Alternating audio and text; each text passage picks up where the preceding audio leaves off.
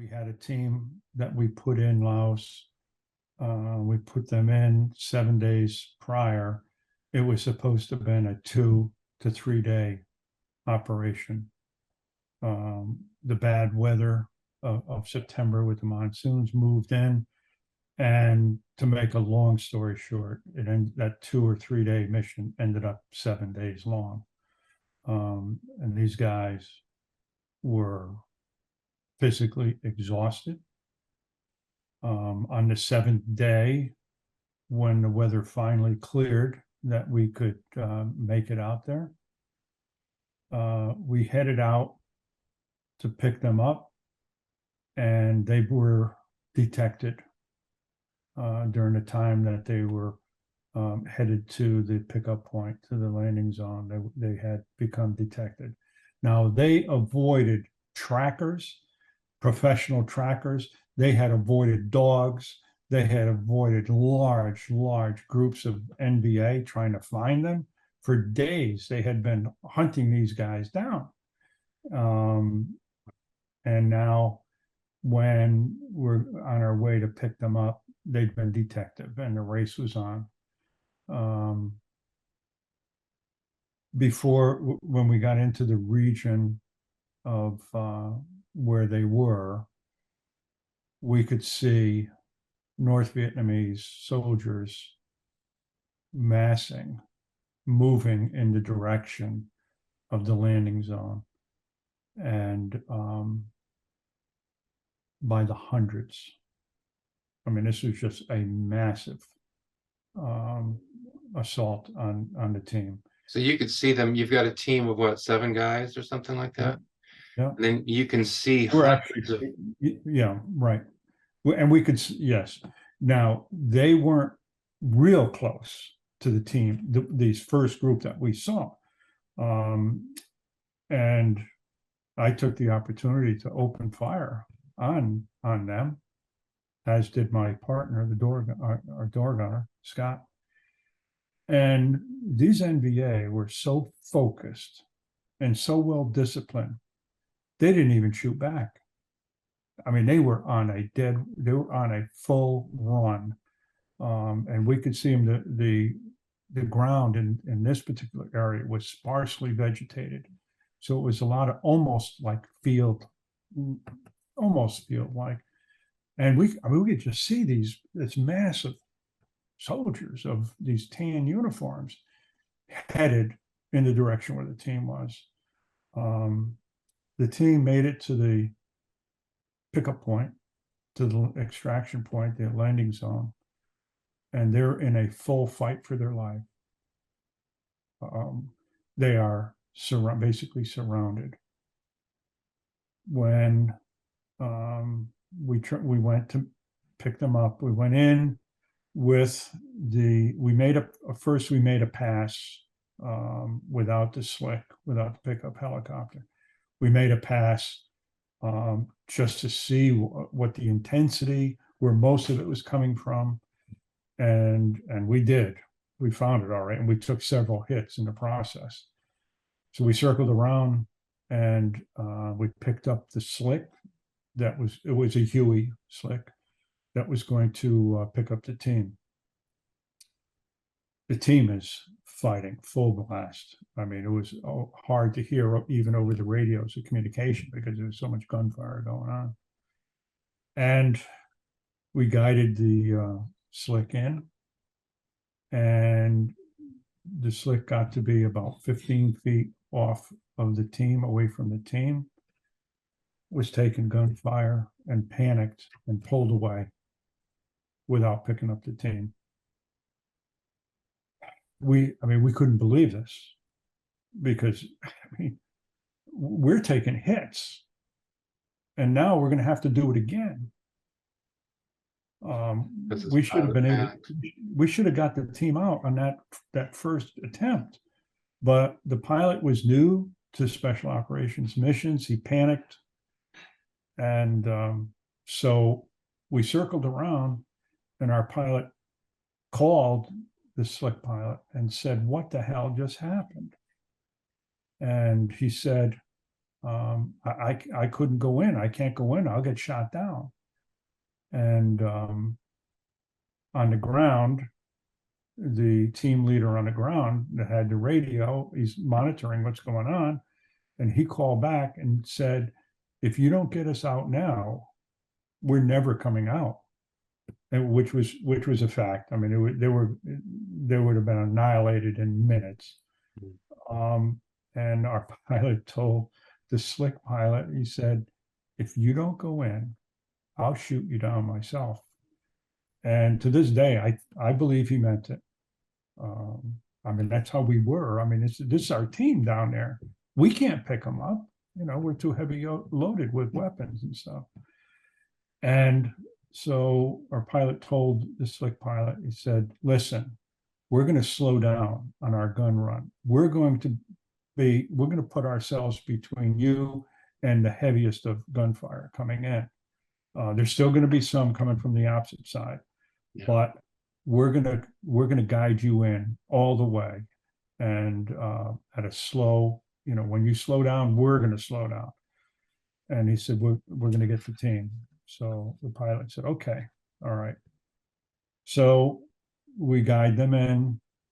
We're slowing down. We're getting ripped to shreds. We are taking so many hits. It was just unbelievable. At one point, I took a hit to the helmet. I didn't realize it at the time. I mean, I was on the skids shooting. It seemed like my M60 was firing in slow motion compared to what was coming at us. I mean, it was just unbelievable. And we're getting ripped apart. I mean, I can hear alarms going off. Our aircraft is starting to shake something violently. And they got the team out. However, the slick did get shot down. We followed it. He called a mayday. We followed it, trying to protect it while we are losing power at the same time.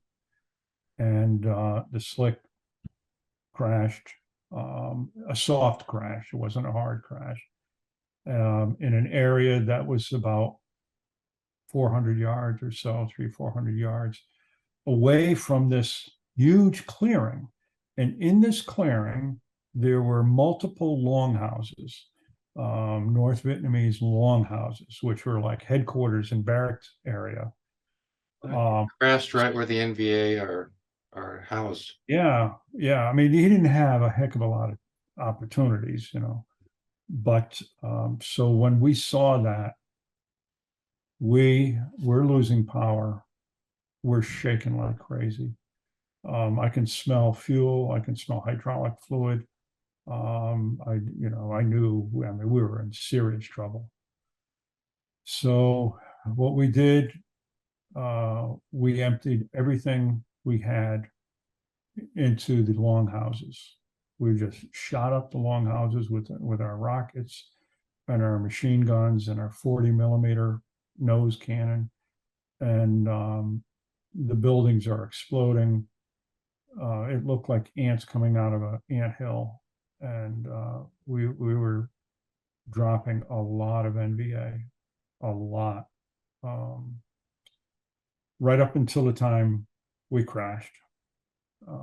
We crashed in through a bamboo thicket, which helped soften our crash. Before we crashed, the Covey pilot, who was conducting the operation, called us and said, Herr Lead, you're on fire.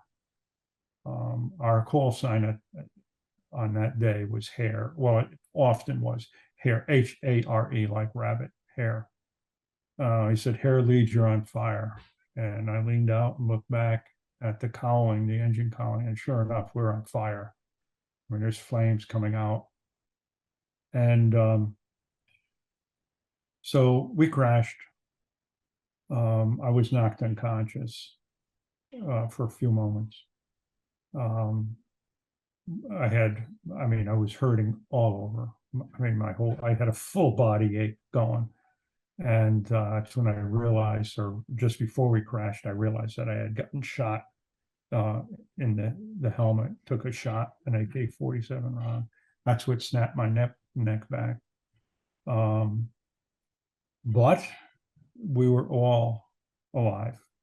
I got out of the helicopter and I was looked at it, and I couldn't believe what I was looking at. I mean, it was not a spot in that helicopter that wasn't full of holes.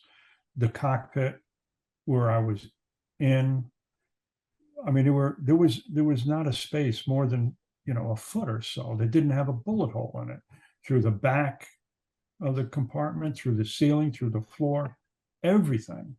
And that's when I wondered, how the hell, how did I not get shot? I don't know. And my partner, Scott, I mean, it was the same situation. I had a St. Christopher medal that I wore. I found the medal on the floor when I went to grab my M60. I saw my medal, the chain was nowhere to be seen, nowhere to be found. But I grabbed my St. Christopher medal, my watch. I had a Seiko watch with a metal band. It had snapped off and it was on the floor. So I grabbed that and shoved it in my pocket. And we went into our normal operating procedure, a standard operating procedure, which we had practiced many times, reviewed. And that was that the pilot, he would collect the maps, any documents that were in the aircraft that were of any use whatsoever. He would grab those and get out of the helicopter. The gunner, Scott, my gunner, he would go into the side compartment. There was a small side compartment on his side of the aircraft on the outside. He would get, there's a survival kit that was in there. He would grab that. That survival kit had a woodsman hatchet in it. It had various medical supplies, just minimal stuff, and some things just to survive, for basic survival. He would get that. I would go in from the co-pilot, the left side of the aircraft, which I was on, and zero out all the radios, just zero out all the frequencies, all the knobs, zero them out. Then open up the avionics compartment in front of the aircraft and just shoot up the avionics and the radios and all that stuff. So we did that, and we could hear the NVA. You hear them coming. Coming for us. There was a 50 caliber NVA heavy machine gun that was firing in our direction, and the tracers were going overhead. They didn't know precisely where we were. They knew where we were, basically. And so Scott and I were set up a small perimeter. We were firing our M60s in the direction of the NVA. We couldn't see them yet, but we could hear the impact of our shooting. Meaning NVA soldiers who are hit. Yeah, NVA soldiers crying out and whatnot. Yeah. So they were close.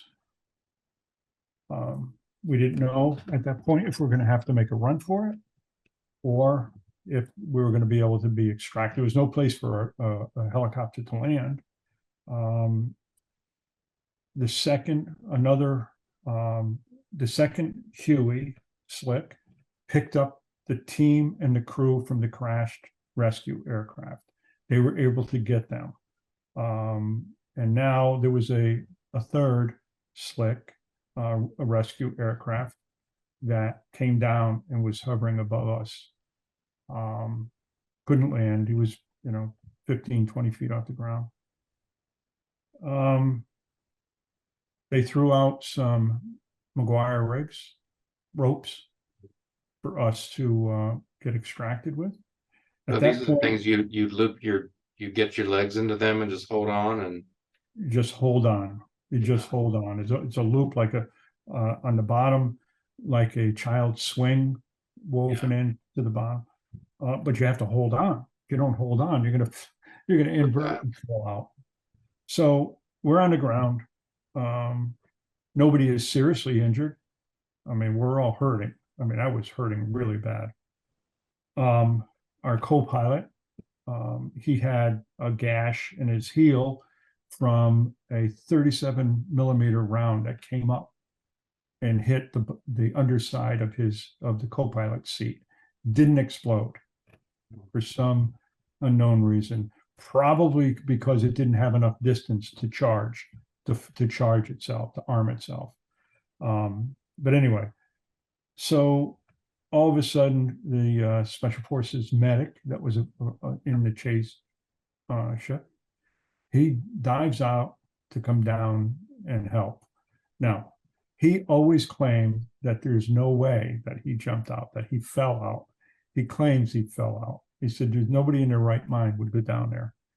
I didn't believe that. I knew he was reacting. I knew the man. I knew he was reacting to his skills. He's a medic. He was going to come help.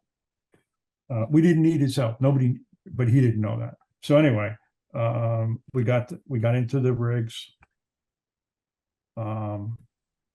Started lifting up out of the area. You're dangling from a rope, hanging on to it. Dangling from the rope, hanging on. At this point, I'm hanging on with one hand. I had my M60. I still was carrying that M60 with a length of ammunition.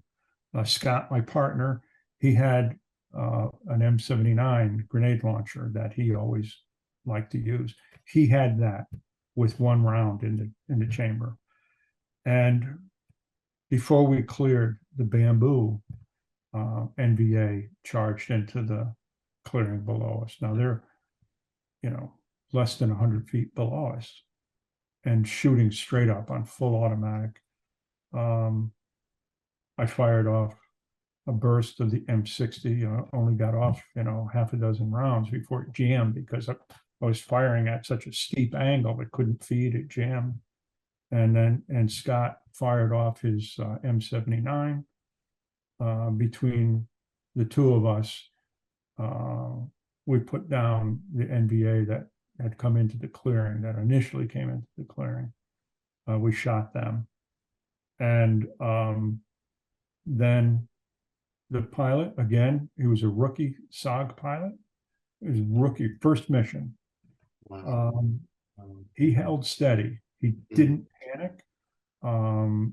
Because it was frequently a pilot, when you're pulling someone up on strings, they start to move before the people hanging clear the trees and end up dragging them to their deaths often. And he didn't panic. The 50 caliber machine gun is shooting at him, and he just held steady and lifted up. We cleared the trees and then slowly left the area. And that started a whole new event and chain of events of miraculous survival. We were shot at the entire distance. I lost, after 10, 15 minutes in the air, I lost the feeling in my left arm and my legs. I mean, we were being shot at constantly by 50 caliber machine guns, the 37 millimeters air bursts all around. I thought that I had taken a hit to the spine because I was just all of a sudden my arm just dropped and I'm hanging on with one hand, and I couldn't feel my legs. I looked down. Crawford, the medic, he tied himself to me to be lifted up. So he's dangling below you? Yeah, he's just below me. I mean, we're touching. Yeah. And he used to tease me and tell me I'm the reason he lost his hearing, that he's deaf in his right ear. Oh, because you're shooting your M60 right by his head? Yeah. I said, well, you're going to complain about losing your hearing when it may have saved your life. He said, well, okay. Yeah. But anyway, I looked down on him to see if I can see any blood dripping on him, or I'm not seeing any blood anywhere, but my body's hurting. core body is hurting. My head is hurting so bad. Little while later, my hand is cramping up, and Right, because you're at least a few hundred feet in the air holding on by one now we're hand, several thousand feet. several We're thousand feet in the air holding we're on with one hand. holding on, And how and fast is the helo traveling? we couldn't travel fast. We were only going about 55 miles an hour. I mean, we couldn't gain any airspeed because of all the drag and the altitude.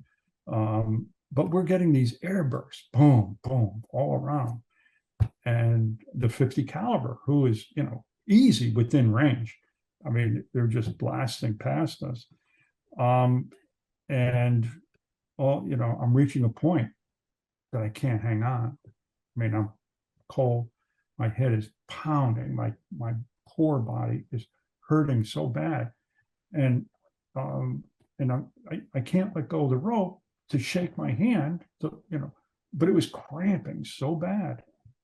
And then, I said a short prayer, and to the effect of, God, if you choose that I survive this day, I'll never doubt your existence again. I no sooner said those words when I was going to have to, I was going to lose my grip. Crawford would have gone with me. And I felt like this blanket come over me, this warm blanket. All of a sudden, my head's not pounding. My body's not hurting. My arm, I don't feel anything. I mean, I'm gripping. It feels good. I got a good hold on it. There's no aching. And I'm feeling like surreal. I'm watching these air bursts. They're boom, boom, boom. But I'm no longer thinking that we're going to get hit. I'm really comfortable. I'm really, at peace with things. And still had, about 40 minutes or so to go.